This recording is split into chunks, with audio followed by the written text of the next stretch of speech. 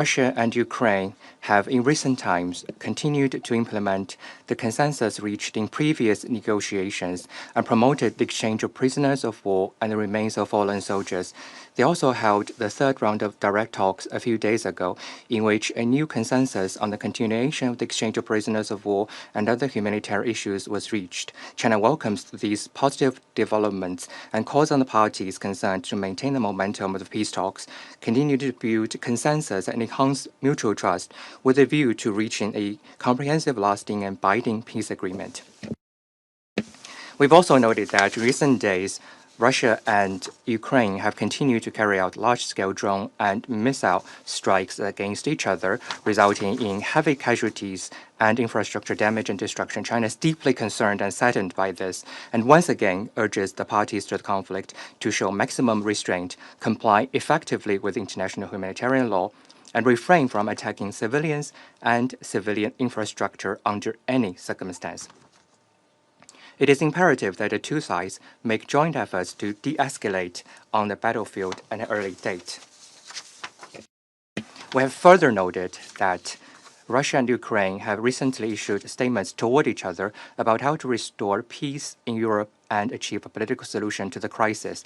The major parties in the international community have also repeatedly released positive signals on dialogue, negotiation, and ceasefire, and continue to engage in diplomatic efforts for peace talks. China welcomes all efforts towards peace and encourages both Russia and Ukraine to continue to show political will and flexibility, while the international community continue to call for peace, build a consensus over peace, and carry out efforts for peace. All parties should jointly make practical efforts to promote a political solution to the crisis. President, China has always maintained an objective and impartial stance on the Ukraine issue and has been committed to promoting peace talks and political solution.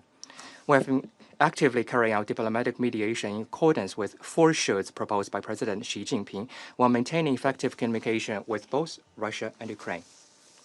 We have initiated the establishment of Friends of Peace Group on the Ukrainian crisis with Brazil and other countries in the Global South in order to build greater synergy for a ceasefire and the realization of peace. China will, as always, play a constructive role in the political settlement of the crisis. President, I'd like to respond to the statement by the U.S. representative. As we've pointed out many times in the Council, China did not start the Ukraine crisis, nor is it a party to it. China has never provided lethal weapons to any party to the conflict and has always strictly controlled dual-use materials, including the export of drones. We urge the U.S. to stop shifting blames on the Ukraine issue or creating confrontation, and instead playing a more constructive role in promoting ceasefire and peace talks. What's more, President, I'd like to take this opportunity to say a few more words. This past Tuesday, when the Council held an open debate on the peaceful settlement of disputes, the U.S. representative took advantage of the meeting to attack and accuse China on the South China Sea issue this past Thursday. When the Council held an open meeting on cooperation between the UN and the Organization of Islamic Cooperation, the representative of the U.S. once again started its provocation by slandering and smearing China on Xinjiang-related issues. Today, when we are considering the issue of Ukraine, the representative of the U.S. again started to spread false information and lies about China. Within a single week, the U.S. has made groundless accusations at China in the Security Council multiple times.